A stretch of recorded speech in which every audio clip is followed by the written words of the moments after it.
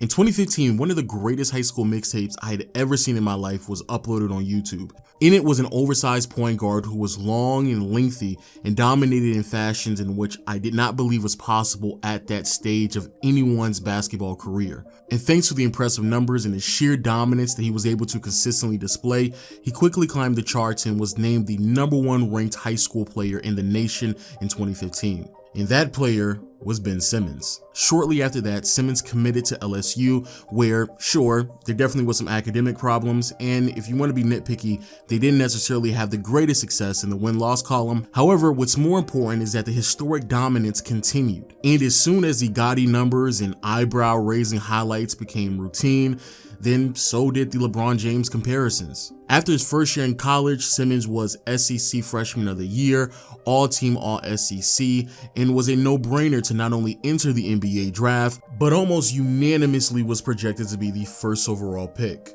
And looking back at it, it makes where we are now even more head-scratching. Because if we were to fast forward to today, Ben Simmons' name and style of play is almost synonymous with very valid criticism. Now sure, the 25-year-old has a great foundation of defense and passing, and since he is 25 years of age, he still has a lot of room to grow. However, it is undeniable at this point that the negatives are starting to outweigh the positives. And it's gotten so bad that not only would nobody dare compare Ben Simmons to LeBron James, but after just 4 seasons into his NBA career, an organization that purposefully lost games to position themselves to draft Simmons now was looking forward to trading him.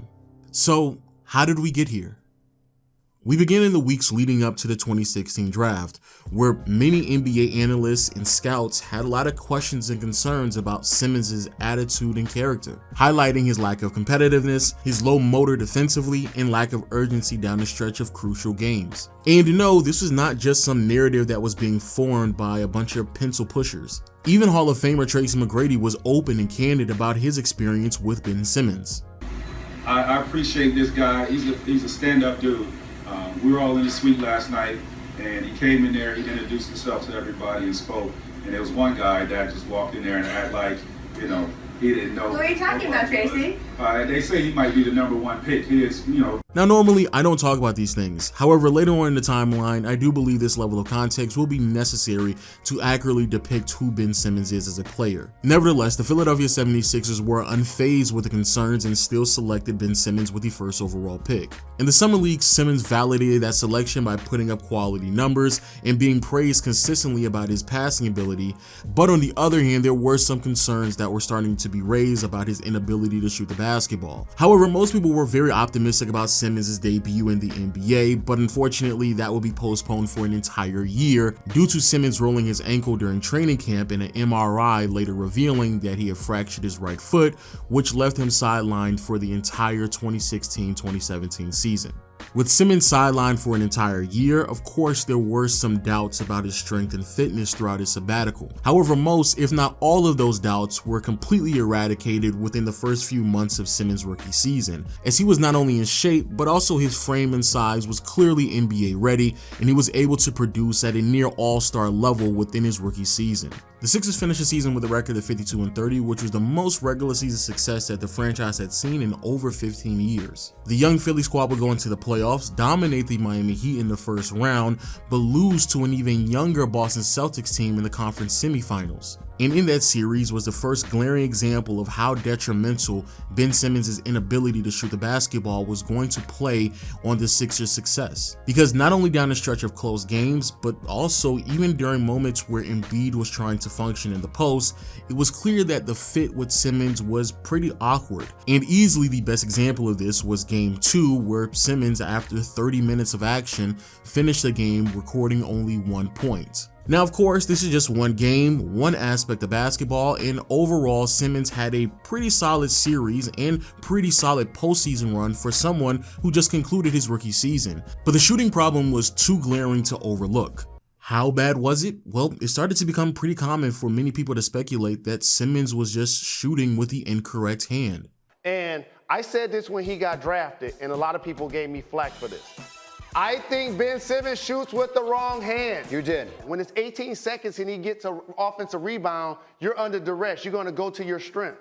He shoots with his right hand, but when he goes to the free throw line, he's shooting with his left hand. I think that's something that has to get corrected. That's one. And Jalen Rose wasn't the only NBA player who had some thoughts on Ben's shot. NBA legends such as Ray Allen and the late great Kobe Bryant also made comments on Ben Simmons' shot all throughout the 2018 offseason, with Kobe going as far as claiming that Simmons' shot mechanic was so bad that he needed to start over from scratch. However, everyone wasn't this critical of Ben. His then teammate JJ Redick defended the 22-year-old and claimed that people shouldn't harp so much on his inabilities that it overshadows all of the other great things that he provides to the team. Right now, let's just enjoy their greatness at 20 and 22. Their shots are going to develop. I'm a firm believer in that. Both those guys want to be great.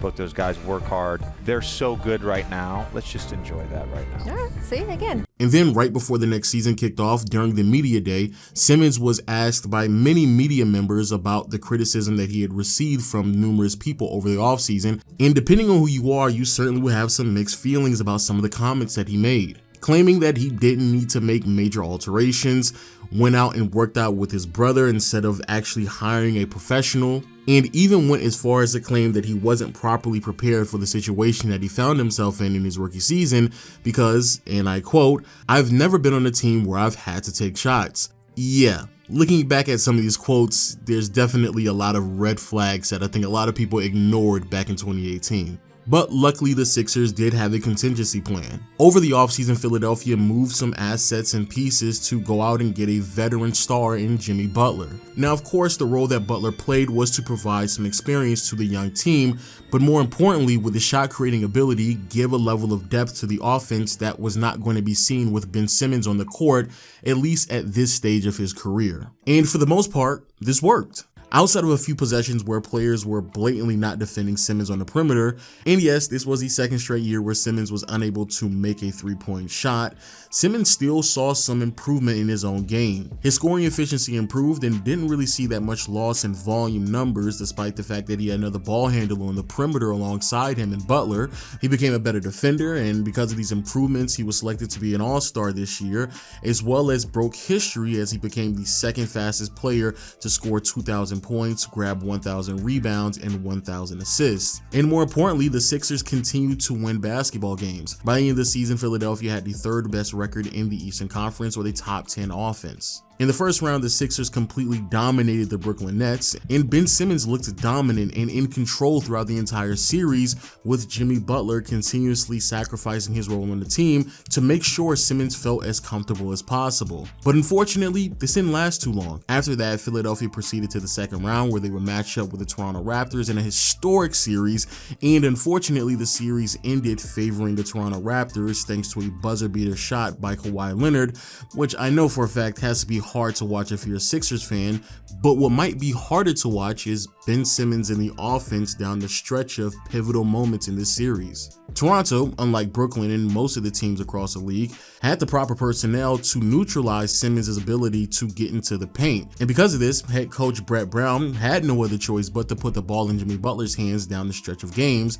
And with Ben Simmons not possessing a shot or even taking one if it is 10 plus feet removed from the basket, the 6'11", 22-year-old stud that had been hyped up to be the franchise player for this organization was essentially regulated to be a role player who just stood around the rim in very important playoff moments, which was not only awkward to watch in real time, but even Jimmy Butler himself would give a perspective of how much of a shift Simmons had to make in critical moments on the fly due to his inabilities. I don't think that was fair to switch over like that. Even though I think we played great basketball like that, I don't think it was fair because the entire year, Ben had the ball. The entire year, Ben had the ball. Yeah. So you mean to tell me that in one playoff series, you just switch it up like that? I would be like he was. Yeah. I would feel a type of way. Yeah. I would think that it's up to play one way the entire year and then be like, you know what? Boom, this is how we're going to do it. I don't think that was the best way of doing it, in my opinion. And that wasn't the only comment that Jimmy Butler made about Ben Simmons' style of play. Throughout the second round, Jimmy was very candid about the idea of pushing Simmons to be more aggressive because he knew it was necessary for the Sixers to advance to the next round. If you ask Ben, I told Ben every time down the floor to attack. Every single time. If coach calls a play and you feel like you got the mismatch, by all means, attack. I want Ben to be as aggressive, just like I tell Joe to be aggressive. Attack. We're not going to win without you guys. You have to be ready to attack at any point in time. Ben, don't pass the ball in transition. Attack every single time. That's how we're going to win this game. So that clearly didn't work. And in response to another second round exit, the front office in Philadelphia made even more changes. After just one season with the Sixers, Jimmy Butler was traded to the Miami Heat, and in return they received Josh Richardson. And to replace the veteran leadership that might have been missing in the locker room, the Sixers went out to sign Al Horford. Now, of course, on paper, there were several concerns that many people had about a team that featured Al Horford, Ben Simmons, and Joel Embiid. Because even though, yes, Embiid and Horford could space out the floor a bit, it's not something that they were great at, and more than likely they'd be more impactful near the rim. But at least now the Sixers, thanks to the structure of their roster, really had no other choice but to entrust that Ben Simmons would improve as a ball handler, decision maker, and more importantly, as a shooter. And to make it clear that they were serious about committing to Ben Simmons' development, before the season began, head coach Brett Brown told Simmons that each and every game he wanted him to attempt at least one three-pointer, which it technically worked because after 12 games into the regular season, Ben Simmons finally made his first three-pointer of his career, and then a few games after that, he made another three-pointer. But that was really it. And it even got worse because Simmons reverted right back to where he was in prior seasons, where he was no longer attempting a three. This became so severe that Brett Brown reiterated the concept that Ben Simmons should be attempting a three-pointer each game, and if he didn't do so, then he would bench him. No, he wasn't going to fine him, but he did sit down with him before the season, Tony, and with his parents, by the way, and said, listen, we need you to shoot threes for our team to space the floor to help everybody. If you don't, I can bench you. I can do that. Don't make me do that. I want you to shoot threes. But if you want, do you want me to bench you if you don't take them? This was a real thing that was on the table. An ideology that Brett Brown openly admitted that he didn't commit to, but it was starting to be interesting, the development of Simmons as a player. Because Simmons, despite the fact that, again, he had no mid-range or three-point game, still saw a lot of improvements in who he was as a player.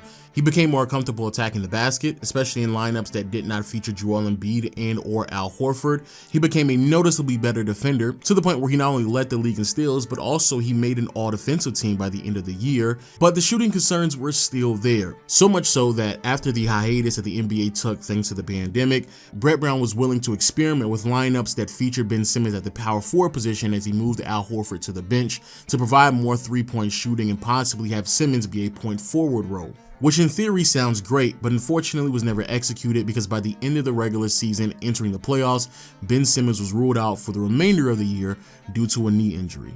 You know, an interior position more than, you know, being the primary ball carrier. You know, Joel would be posted, Ben would play peekaboo, you know, at that low, what I call a low zone on the other side of the floor. And with Simmons out, the Philadelphia 76ers couldn't make it past the first round as they were swept by the Boston Celtics. Now, I'm pretty sure many people would argue that that is clear proof that Simmons has a lot of value because without him, the Sixers couldn't even make it past the first round. And yes, there is some truth to that. However, that isn't the proper perspective that you should have, because at the end of the 2019-2020 season, the Sixers had regressed in many ways. At the end of the year, Philadelphia had the worst win percentage that they had recorded within Ben Simmons' time in the NBA, as well as the team regressing offensively. So it was pretty clear that the fit of Ben Simmons, Joel Embiid, and newly acquired Al Horford wasn't going to work out. And many people would point out other problems that the team had, such as the head coaching position. So for the third year in a row, the Sixers went into the offseason prepared to make major changes. Brett Brown was fired and was replaced by Doc Rivers, and Daryl Morey was brought in as a front office executive. And as soon as Morey was hired, he was bombarded with several different questions about his plans with Ben Simmons and his playing style, and more importantly, if he did indeed fit alongside Joel Embiid. In response to these questions, Morey seemed optimistic and believed that the problem really wasn't a fit between Simmons and Embiid, rather the lack of correct complementary pieces surrounding them. So you think they can play together?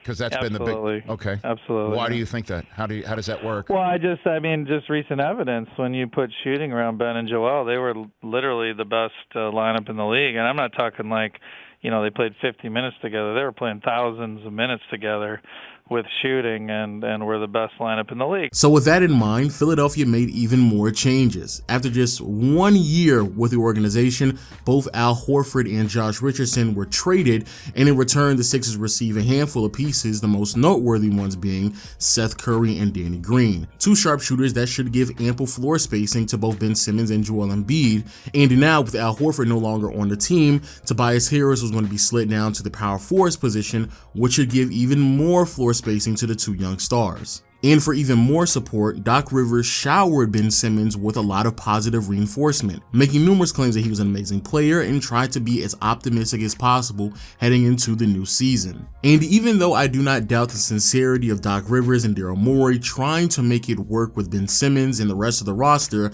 I undoubtedly believe that there were still some doubts lingering throughout the organization, and it would resurface early on in the season. Because in the middle of a 3-game losing streak in the first 11 games of the regular season, there were some talks about trading Ben Simmons to the Houston Rockets, and in return, Philadelphia will receive James Harden, a player who would not only take the Sixers to new heights, but also someone who would be an amazing fit alongside Joel Embiid in the ample of floor spacers that Daryl Morey just acquired on the roster over the offseason. Unfortunately, the trade didn't go through for various unknown reasons. However, it is important that I highlight this information because I do believe it will be important later on in this video.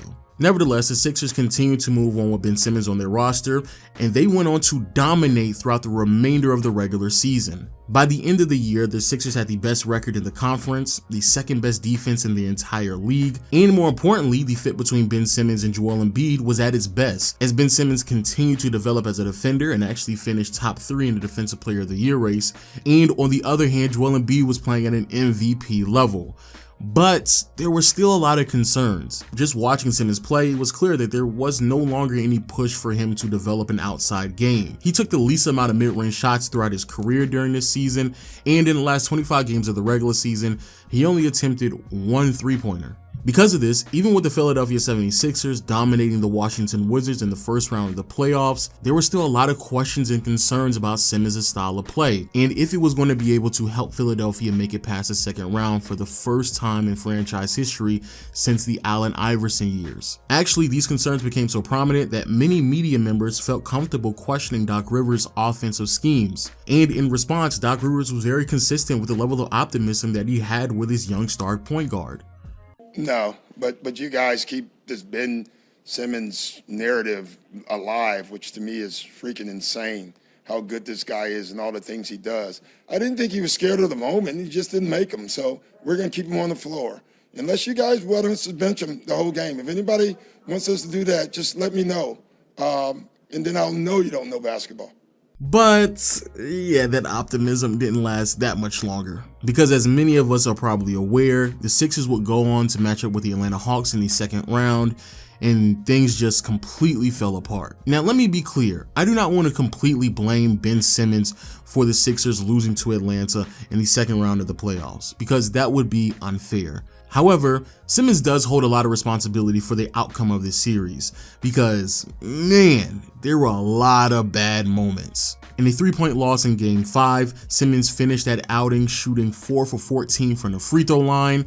In the last 4 games of the series, Ben didn't even attempt a single shot in any of the fourth quarters, and possibly the most infamous play that I have seen in the last 5 years, the 24-year-old 6'11" stud of a franchise player passed up a wide open layup in fear that he would be fouled and sent to the free throw line. The Sixers, after having a 2-1 lead and being heavily favored, still lost to the Atlanta Hawks in 7 games. And after Game 7 is where the drama really kicks off, because during the post-series interviews, both Doc Rivers and Joel Embiid had very interesting statements about Ben Simmons. But I thought the turning point was just, we had an open shot, and we missed. We made 1 free throw, and we missed the other, and then they came down and scored.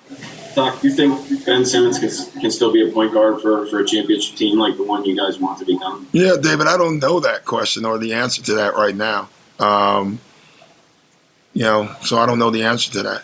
Fans booed, ridiculed, and mocked Ben Simmons' style of play, Major media outlets continue to analyze the lack of aggressiveness from Simmons, and not too far after, trade rumors started to resurface. But unfortunately, Ben's trade value had plummeted. During the offseason, no longer was Philadelphia receiving trade offers that were comparable to receive a player of James Harden's status. Instead, Philadelphia in return could expect, at best, a fringe all-star caliber player for Simmons' services, which of course forced Philadelphia to hold back on the concept of trading Simmons and try to find leverage in any way possible.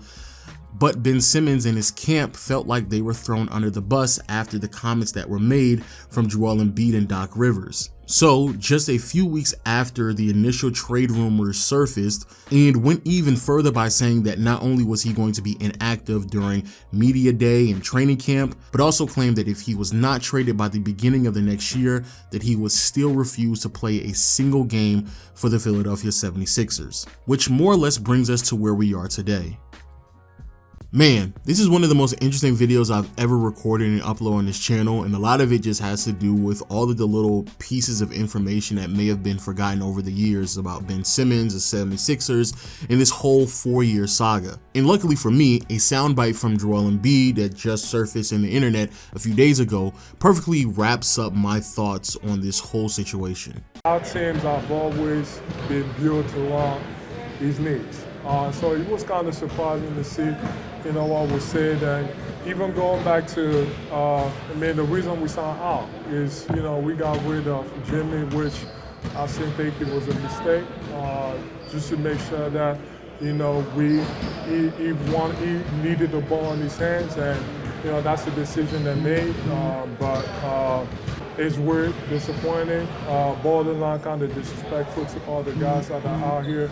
The one thing that really concerns me about the conversation that we're having about Ben Simmons and this whole situation is that there's a lot of people, especially the ones who defend Simmons' decision to not show up to practice and media day, are allowing themselves to view this through a lens of just a 7-game series that went bad against the Atlanta Hawks in his past postseason run. When in reality, like Joel Embiid just stated, this has been a 4-year problem. People have been fired, players have been traded and signed to the team, and more importantly, throughout it all, everyone has been publicly optimistic about Ben Simmons, his style of play, his development, and in return, we have seen very little development from Ben Simmons in the one area that he has to improve in. And furthermore, even if we were to just look at it through a lens of a 7-game series against the Atlanta Hawks, I do believe the comments made by both Joel Embiid and Doc Rivers were unprofessional, and I can certainly see how that would make Ben Simmons uncomfortable coming back to the organization.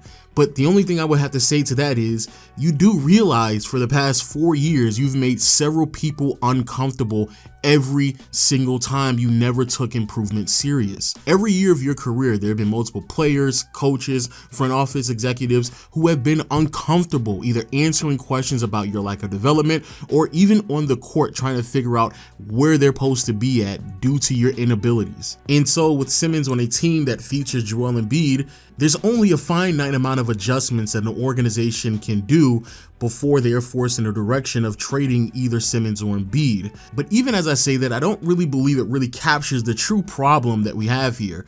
Because regardless of Joel Embiid, Doc Rivers, or anyone who was connected with that Philadelphia 76ers organization, when Simmons finally finds himself on another team, this idea that he could reject the concept of shooting a basketball just will not work. Simmons at some point of his career will have to see some level of improvement in this area of his game. But hey, those are just my thoughts. Please let me know what you think about the video in the comment section below. Also, make sure you hit the subscribe button, and also make sure you go check out my second channel, Foot on the Line, where I not only upload Twitch highlight streams about the NBA, but also give you some trivial topics about the game of basketball that I'm pretty sure many people will like, especially if you're on the casual side. But until next time, I'll see you all later. Peace.